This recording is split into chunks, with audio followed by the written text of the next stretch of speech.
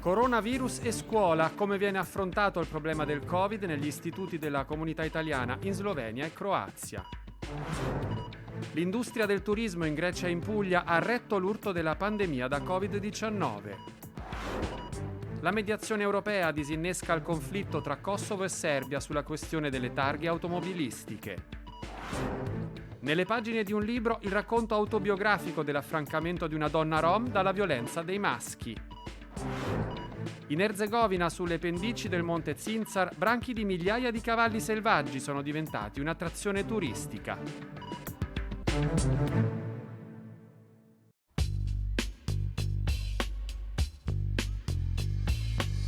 La pandemia ha colpito duramente il mondo dell'istruzione in tutta Europa, con lunghissimi periodi di chiusura sanitaria delle scuole e didattica a distanza. Anche in questo campo però le differenze tra l'ovest e l'est del continente sono significative. La Slovenia è il paese europeo con il più lungo periodo di didattica a distanza, ben 47 settimane. Seguono Repubblica Ceca, Slovacchia, Lettonia, Polonia e Bulgaria. In Italia la didattica a distanza è stata praticata per 38 settimane. In Croazia le scuole sono rimaste chiuse solo per 10 settimane. Sia in Slovenia sia in Croazia ci sono scuole statali, primarie e secondarie con lingua di insegnamento italiana per i giovani della comunità italiana dell'Istria e di Fiume. Elena Maglica è la preside della scuola primaria Pierpaolo Vergerio di Capodistria in Slovenia, un istituto che conta nelle varie sezioni e scuole distaccate circa 290 alunni. L'anno scorso abbiamo iniziato con la didattica a distanza per tutti gli alunni il 9 novembre 2020. È stato un periodo lungo e abbiamo lavorato attraverso le aule virtuali della piattaforma Arnes Zoom. È stato, molto impegnativo per tutti quanti. Gli scolari sono tornati nelle aule, distanziati, devono portare la mascherina nelle parti comuni della scuola e i più grandi, fatto salvo giustificazioni mediche, devono averle anche in classe. Per gli adulti vale la versione slovena del Green Pass, le condizioni PCT, in italiano GVT, sigla che sta per guariti, vaccinati o testati. Ma nelle settimane della didattica a distanza la scuola come ha garantito l'uguaglianza tra gli alunni? Non tutte le famiglie hanno computer per tutti i figli. Abbiamo fornito tutte le famiglie con dei computer. Sono stati finanziati dal Ministero per l'Istruzione, dal Comune Città di Capodistria e durante la prima ondata anche dall'Istituto per l'Educazione della Repubblica di Slovenia. L'isolamento ha influito sulla socializzazione dei bambini. Si vede che hanno bisogno di stare insieme e ancora adesso siamo un po' carenti da questo punto di vista perché i bambini devono stare sempre nelle stesse classi, non si cambia più classe, sono tutti nelle famose bolle, quindi hanno anche poca possibilità di vedersi a scuola, no? In Croazia invece le scuole sono rimaste chiuse solo per 10 settimane. A Buje, nel cuore dell'Istria, c'è la scuola primaria Edmondo De Amicis. Preside è Katia Sterle. L'Istria, per la vicinanza con l'Italia, è stata una delle prime regioni croate ad essere investita dal coronavirus.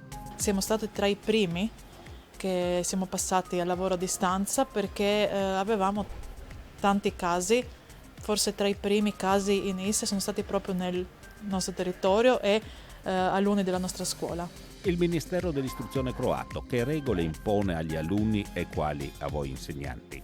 Gli alunni in classe, se hanno assicurato il 1,5 metri di distanza tra di loro, non serve che indossino la mascherina. L'obbligo rimane per gli insegnanti, per gli alunni che utilizzano il trasporto scolastico o nei corridoi dove le classi si mescolano. Dalla prima alla quarta gli alunni per ora non hanno a scuola l'obbligo di indossare la mascherina. Gli alunni hanno sofferto molto per la lontananza dagli amici e compagni. Hanno sentito profondamente questa mancanza di contatto proprio fisico nel gruppo di amici, a scuola, insomma per i corridoi, visto che adesso comunque devono rimanere nelle proprie classi durante tutta la mattinata più o meno. Quindi sì, un po' ne hanno sofferto. Molti ostacoli sono stati superati grazie alla solidarietà tra insegnanti. Ci siamo passate tutte le cose che potevamo passarci, da presentazione PowerPoint a vari video o qualsiasi altra cosa qualcuna di noi aveva a disposizione. Quindi abbiamo fatto, diciamo, una specie di lavoro tutte insieme per poter in questo caso svolgere al meglio il nostro lavoro. In Slovenia e Croazia la percentuale di insegnanti che si sono vaccinati contro il Covid supera di poco il 50%.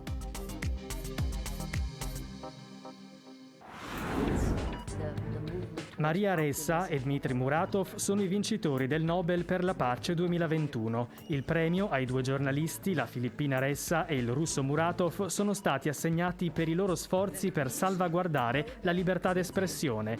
Dmitry Muratov ha dedicato il Nobel al giornale da lui diretto Novaya Gazeta e ai 6 giornalisti della testata che sono stati uccisi per le inchieste che hanno pubblicato. Tra questi c'era anche Anna Politkovskaya.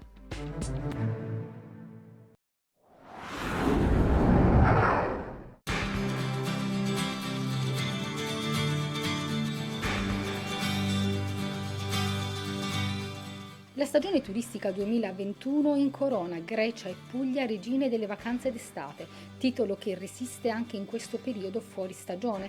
La penisola ellenica con le sue costellazioni di isole ha aperto le porte ai turisti dal 15 maggio in occasione della Pasqua ortodossa. Atterriamo ad Atene, usciti dall'aeroporto ci accoglie una lunga fila di valigie in attesa del taxi. Le guardie del Milite Ignoto con i loro movimenti calibrati, la passeggiata tra i localini che circondano il Partenone incantano come voce di sirena. Veniamo dagli Stati Uniti. Abbiamo trascorso in Grecia 9 giorni. Siamo stati prima nelle isole e ora un paio di giorni ad Atene. Una bella vacanza.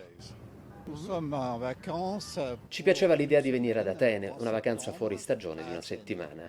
Abbiamo visitato la città, camminato per i diversi quartieri, scoperto dei ristorantini davvero buoni.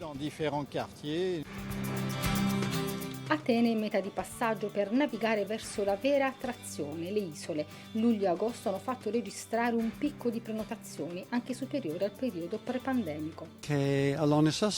Viaggio spesso in Grecia, ho visitato le isole Sporadi e adesso sto aspettando il traghetto per l'isola di Lisso. Veniamo dalla Germania, nostro figlio vive ad Atene con la moglie. Siamo venuti a trovarli, adesso partiamo per l'isola di Agiste.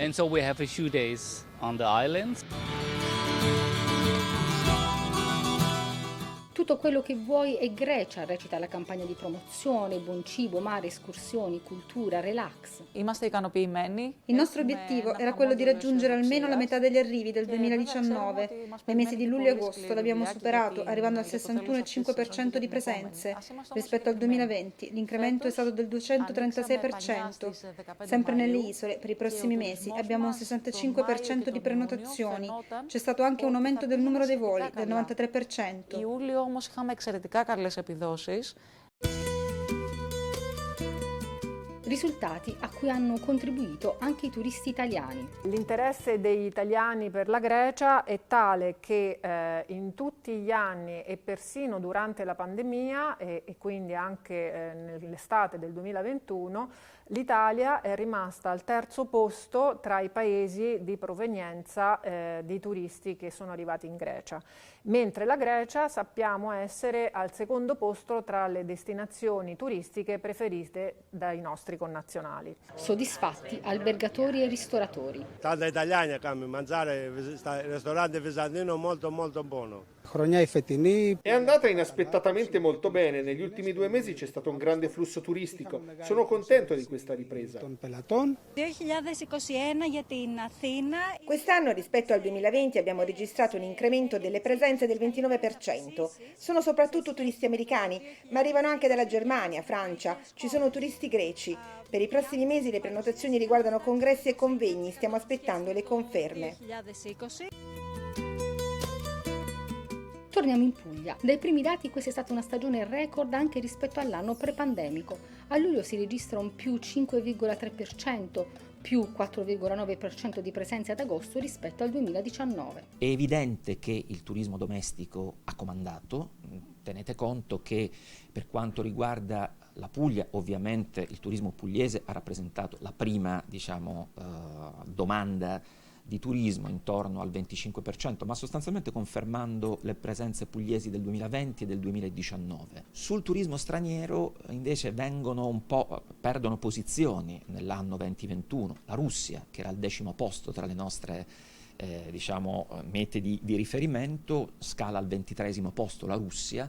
Il Regno Unito, per esempio, che è arrivato al 7%, scala al 2%, invece crescono in maniera significativa rispetto al 2020 la Germania, la Francia, i Paesi Bassi e il Belgio. Ad ottobre le temperature miti richiamano ancora i turisti in spiagge tra le vie del centro storico. Gli ospiti soggiornano più a lungo, le destinazioni più ricercate quelle balneari del Gargano e del Salento. Tutto è incredibile perché il clima, cucina, tutte le varie, anche storia è molto interessante. È tutto bello, ma meraviglioso, Castellana, le grotte di Castellana, Ostuni. Lecce. It's like a very nice atmosphere here in Puglia. That's why we enjoy being here. La Procura Anticorruzione di Vienna sta indagando il cancelliere Sebastian Kurz e altre 9 persone per peculato, concussione e corruzione. Secondo l'accusa, tra il 2016 e il 2018, fondi del Ministero delle Finanze sarebbero stati usati in modo illecito dai popolari di Kurz per corrompere gli editori di un tabloid popolare. Il cancelliere si è dichiarato innocente.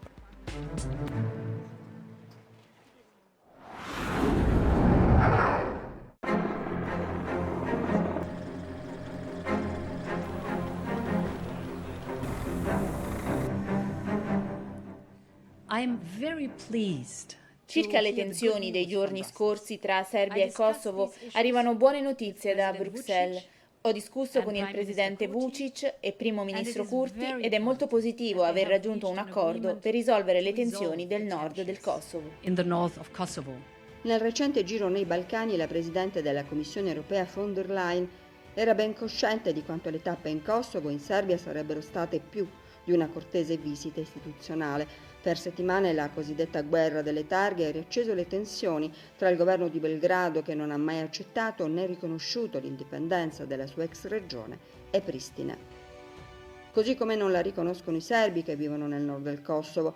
È proprio lì, tra Jarinje e Brnjac, che i loro camion, tir, trattori, auto hanno bloccato per giorni il confine in segno di protesta contro la decisione del primo ministro di applicare ai mezzi serbi che entrano nel paese targhe provvisorie siglate Repubblica del Kosovo.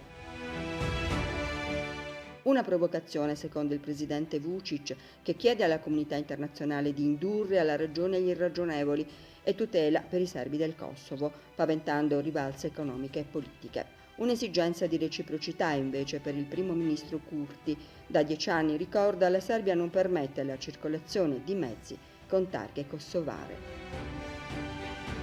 Più la tensione sale, più l'Europa invoca distensione, chiedendo un passo indietro che nessuno dei duellanti sembra disposto a fare. Tuttavia i rispettivi negoziatori partono per Bruxelles.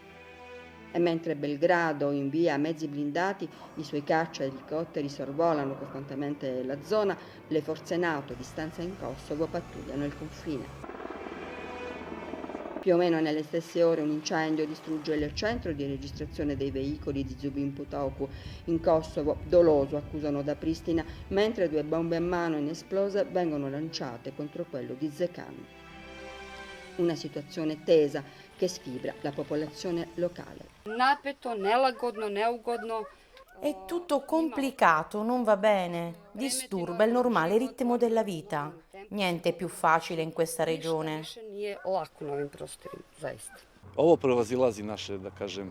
Tutto questo va oltre le nostre capacità. È un problema che deve essere risolto dalla Serbia con i rappresentanti internazionali. Loro devono sedersi a un tavolo delle trattative e trovare un compromesso, una soluzione.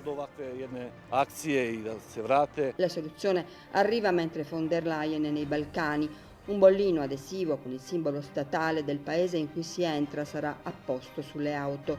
L'accordo varrà 6 mesi. Nel frattempo una commissione tra Kosovo, Serbia e Unione Europea lavorerà ad una normativa, si spera, definitiva.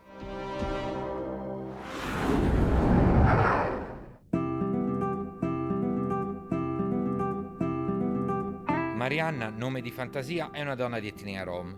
I suoi 56 anni sono stati così pieni di storie e di vita che ha sentito la necessità di raccontarli in un diario divenuto un libro presentato al Festival Letterario Pordenone Legge.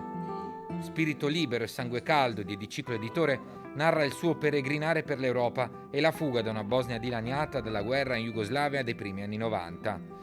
Un luogo dove negli anni precedenti lei e la sua famiglia vivevano con difficoltà ma con dignità. Sono cresciuta in Bosnia in mezza montagna, in un paese lontano quasi da tutto il mondo, povera ma felice. Poi è arrivata appunto la guerra jugoslava.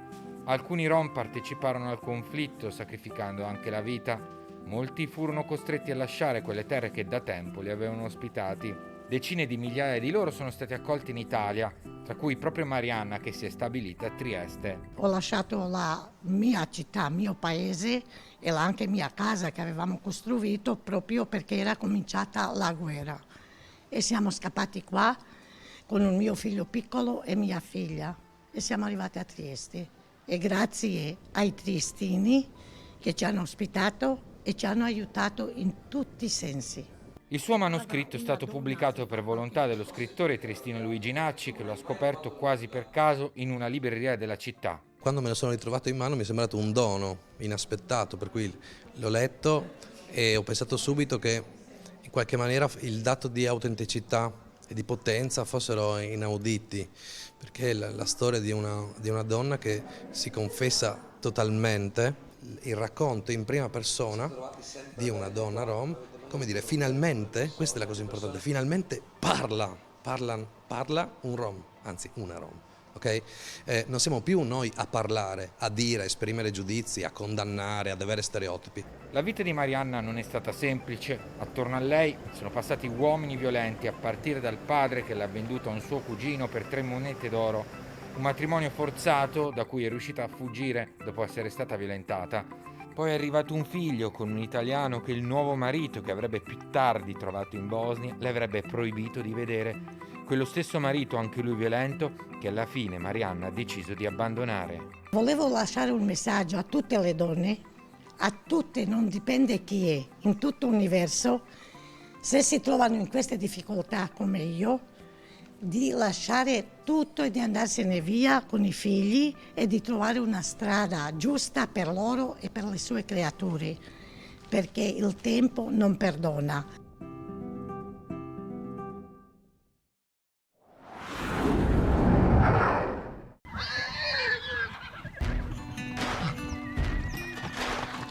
Un migliaio di cavalli a vagare allo stato brado. Non è il Texas e nemmeno il Wyoming o l'Arizona. Siamo in Erzegovina, sull'altipiano di Krusi, ai piedi del monte Zinzar, vicino alla cittadina di Livno. Un altipiano delle Alpi Dinariche, brullo e carsico, con molta neve d'inverno e poca acqua d'estate. Animali i cui antenati furono liberati in natura negli anni 60, quando, con l'avvento dei trattori, i contadini e gli allevatori non sapevano più che farsene dei cavalli. Non avendo cuore per mandarli al macello, in molti decisero di liberarli. Attualmente sull'altipiano vivono circa 1000 cavalli. Sono cavalli domestici che sono stati rilasciati in libertà quando non erano più necessari per il lavoro nei campi. I contadini semplicemente li liberarono. In questo ambiente poco abitato, quasi deserto, si sono ambientati benissimo, sono ridiventati selvaggi e si sono incrociati tra di loro. Le razze maggiormente presenti sono il cavallo bosniaco di montagna, il posavac e il cavallo arabo.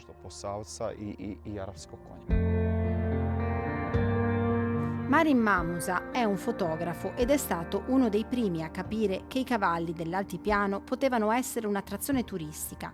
I cavalli sull'altipiano hanno pochi nemici naturali, qualche orso o branchi di lupi o sciacalli, possono attaccare solo qualche puledro isolato o i capi ammalati, i branchi compatti sono invincibili e si riproducono in modo esponenziale.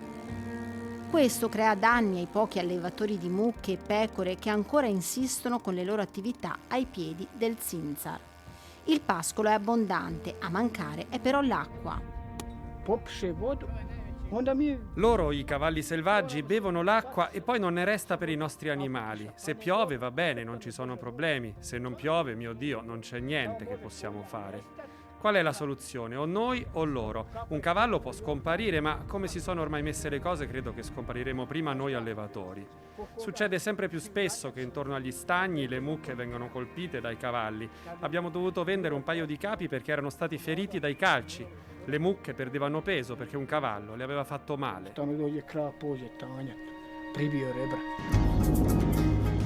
La convivenza tra gli allevatori e i cavalli selvaggi è di anno in anno sempre più difficile.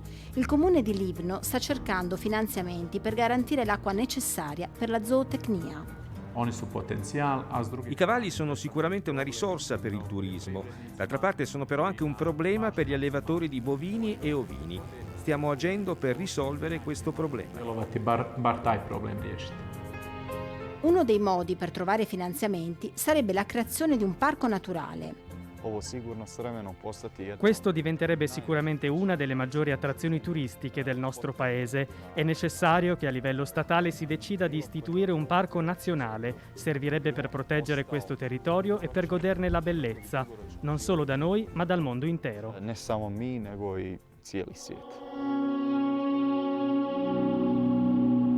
L'obiettivo è portare i turisti a vedere i cavalli, creando così profitto anche per i contadini e per i casari che vivono sull'altipiano.